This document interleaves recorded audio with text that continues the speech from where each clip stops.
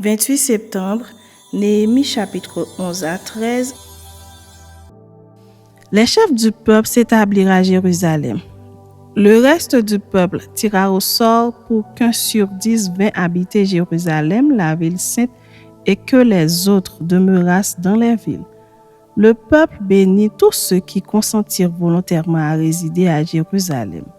Voici les chefs de la province qui s'établirent à Jérusalem, dans les villes de Juda. Chacun s'établit dans sa propriété, dans sa ville. Israël, les sacrificateurs et les Lévites, les Néthiniens et les fils des serviteurs de Salomon. À Jérusalem s'établirent des fils de Juda et des fils de Benjamin. Des fils de Juda, Ataja, fils d'Ozias, fils de Zacharie, fils d'Amaria, fils de Shephatia, fils de Mahalaleel, des fils de Péretz, et Maazéja, fils de Baruch, fils de Kol-Osé, fils de Azaja, fils d'Adaja, fils de Jojarib, fils de Zacharie, fils de Shiloni. Total des fils de Péretz qui s'établirent à Jérusalem, 468 hommes vaillants. Voici les fils de Benjamin: Salu, fils de Meshuyam, fils de Jored, fils de Pédaja, fils de Kolaja, fils de Maazéja, fils d'Itiel, fils d'Ésaïe, et après lui, Gabaï et Salaï, 928. Joël, fils de Zikri, était leur chef, et Judas, fils de Sénua, était le second chef de la ville. Des sacrificateurs: Jedaéja, fils de Jojarib, Jaquin, Seraja, fils de Ilkija, fils de Meshulam, fils de Sadok, fils de Merajot, fils d'Achitub, prince de la maison de Dieu, et leurs frères occupés au service de la maison, 822. Adaja, fils de Jérokam, fils de Pélalia, fils d'Amsi, fils de Zacharie, fils de Pashur, fils de Malkija, et ses frères chefs des maisons paternelles, 242. Et Amashsaï, fils d'Azariel, fils d'Akzaï, fils de Meshilemoth, fils d'Imer, et leurs frères, vaillants hommes, 128. Zabdiel, fils de Guédolim, était leur chef. Des Lévites: Shemaéja, fils de Ashub, fils d'Azikam, fils de Achabia, fils de Buni, Shabetaï et Josabad, chargés des affaires extérieures de la maison de Dieu et faisant partie des chefs des Lévites. Matania, fils de Miché, fils de Zabdi, fils d'Azaph, le chef qui entonnait la louange à la prière, et Bakbukia, le second parmi ses frères, et Abda, fils de Shamua, fils de Galal, fils de Jédut. Total des Lévites dans la ville sainte, 284. Et les portiers: Akub, Talmon et leurs frères, gardiens des portes, 172. Le reste d'Israël, les sacrificateurs, les Lévites, s'établirent dans toutes les villes de Juda, chacun dans sa propriété. Les Néthiniens s'établirent sur la colline et ils avaient pour chef Sisha et Gishpa. Le chef des Lévites à Jérusalem était Uzi, fils de Bani, fils de Achabia, fils de Matania, fils de Miché, dans tous les fils d'Azaph, les chantres chargés des offices de la maison de Dieu. Car il y avait un ordre du roi concernant les chantres et un salaire fixe leur était accordé pour chaque jour. Pétagja, fils de Méchézabéel, des fils de Zirak, fils de Juda, était commissaire du roi pour toutes les affaires du peuple. Dans les villages et leurs territoires, des fils de Juda s'établirent à Kirjat Arba et dans les lieux de son ressort à Dibon et dans les lieux de son ressort à Jekabseyel et dans les villages de son ressort, à Jeshua, à Molada, à Beth-Palet, à Atsar-Shual, à Beersheba et dans les lieux de son ressort, à Siklag, à Mekona et dans les lieux de son ressort, à Henrimon, à Soreya, à Jarmuth, à Zanoak, à Adulam et dans les villages de leur ressort, à Lakis et dans son territoire, à Azeka et dans les lieux de son ressort. Ils s'établirent depuis Beersheba jusqu'à la vallée de Hinnom. Les fils de Benjamin s'établirent depuis Geba, à Mikmash, à Aja, à Bethel et dans les lieux de son ressort, à Anatot, à Nob, à Anania, à Atsor, à Rama, à Gitaïm, à Adid, à Seboïm, à Nebalat, à Lod et à Ono, la vallée des ouvriers. Il y eut des Lévites qui se joignirent à Benjamin, quoique appartenant aux divisions de Juda. Chapitre 12. Voici les sacrificateurs et les Lévites qui revinrent avec Zorobabel, fils de Shealtiel, et avec Josué, Seraja, Jérémie, Esdras, Amaria, Maluk, Atush, Shekania, Rehum, Mérémoth, Iddo, Ginetoi, Abijah, Mijame, Maadia, Bilga, Shemaéja, Jojarib, Jedaéja, Salu, Amok, Ilkija, Jedaéja. Ce furent là les chefs des sacrificateurs et de leurs frères au temps de Josué. Lévites, Josué, Binui, Kadmiel, Chérébia, Juda, Matania qui dirigeait avec ses frères le chant des louanges. Bagbukia et Uni qui remplissaient leurs fonctions auprès de leurs frères. Josué engendra Joachim, Joachim engendra Eliashib, Eliashib engendra Jojada, Jojada engendra Jonathan et Jonathan engendra Jadua. Voici au temps de Joachim quels étaient les sacrificateurs chefs de famille.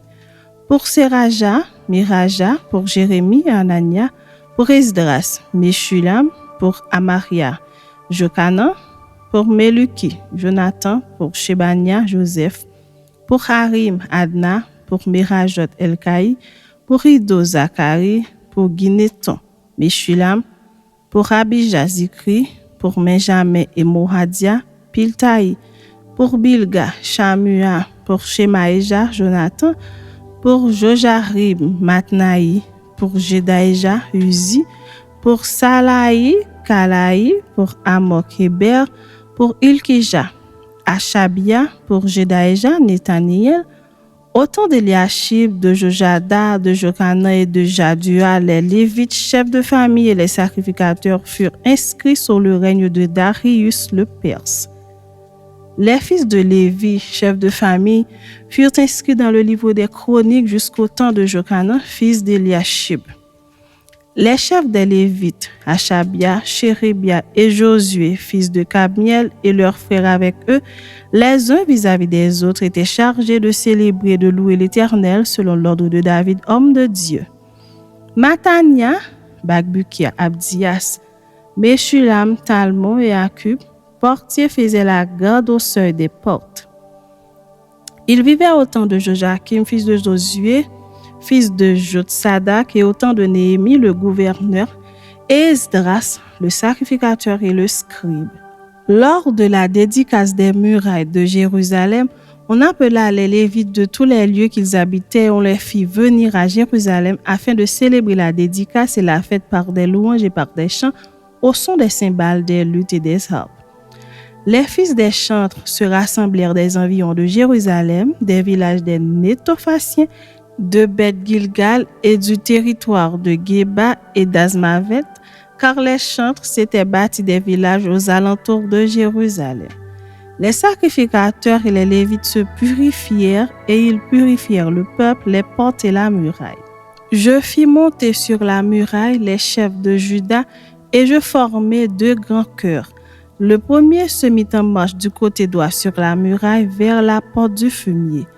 Derrière ce chœur marchaient Osée et la moitié des chefs de Juda, Azaria, Esdras, Meshulam, Juda, Benjamin, Shemaéja et Jérémie, des fils de sacrificateurs avec des trompettes, Zacharie, fils de Jonathan, fils de Shemaéja, fils de Matania, fils de Miché, fils de Zakur, fils d'Azaph et ses frères, Shemaéja, Azariel, Milalaï, Gilalaï, Maï, Netaniel, Juda et Anani, avec les instruments de musique de David, homme de Dieu. Esdras, le scribe, était à leur tête. À la porte de la source, ils montèrent vis-à-vis de les degrés de la cité de David par la montée de la muraille, au-dessus de la maison de David jusqu'à la porte des eaux vers l'Orient. Le second chœur se mit en marche à l'opposite. J'étais derrière lui avec l'autre moitié du peuple sur la muraille. Passant au-dessus de la tour des fours, on alla jusqu'à la muraille large, puis au-dessus de la porte d'Éphraïm, de la vieille porte, de la porte des poissons, de la tour de Hananiel et de la tour de Méa, jusqu'à la porte des brebis. Et l'on s'arrêta à la porte de la prison. Les deux cœurs s'arrêtèrent dans la maison de Dieu, et nous fîmes de même, moi et les magistrats qui étaient avec moi, et les sacrificateurs Eliakim, Maazéja, Benjamin, Michée, Eljoénaï, Zacharie, Anania avec des trompettes, et Maazéja, Shemaéja, Éléazar, Uzi, Jokanan, Malkija, Elam et Ézir. Les chantres se firent entendre, dirigés par Jizraksha. On offrit ce jour-là de nombreux sacrifices et on se livra aux réjouissances car Dieu avait donné au peuple un grand sujet de joie.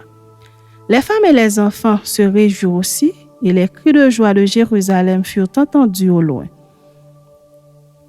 En ce jour, on établit des hommes ayant la surveillance des chambres qui servaient de magasins pour les offrandes, les prémices et les dîmes, et on les chargea d'y recueillir du territoire des villages les portions assignées par la loi aux sacrificateurs et aux Lévites. Car Juda se réjouissait de ce que les sacrificateurs et les Lévites étaient à leur poste, observant tout ce qui concernait le service de Dieu et des purifications. Les chantres et les portiers remplissaient aussi leurs fonctions selon l'ordre de David et de Salomon son fils. Car autrefois, du temps de David et d'Asaph, il y avait des chefs de chantres et des chants de louanges et d'actions de grâce en l'honneur de Dieu. Tout Israël, au temps de Zorobabel et de Néhémie, donna les portions des chantres et des portiers jour par jour. On donna aux Lévites les choses consacrées et les Lévites donnèrent aux fils d'Aaron les choses consacrées. Chapitre 13. Dans ce temps, on lut en présence du peuple dans le livre de Moïse et l'on y trouva écrit que l'Ammonite et le Moabite ne devraient jamais entrer dans l'assemblée de Dieu parce qu'ils n'étaient pas venus au devant des enfants d'Israël avec du pain et de l'eau et parce qu'ils avaient appelé contre eux à prix d'argent Balaam pour qu'il les maudit. Mais notre Dieu changea la malédiction en bénédiction. Lorsqu'on eut entendu la loi, on sépara d'Israël tous les étrangers.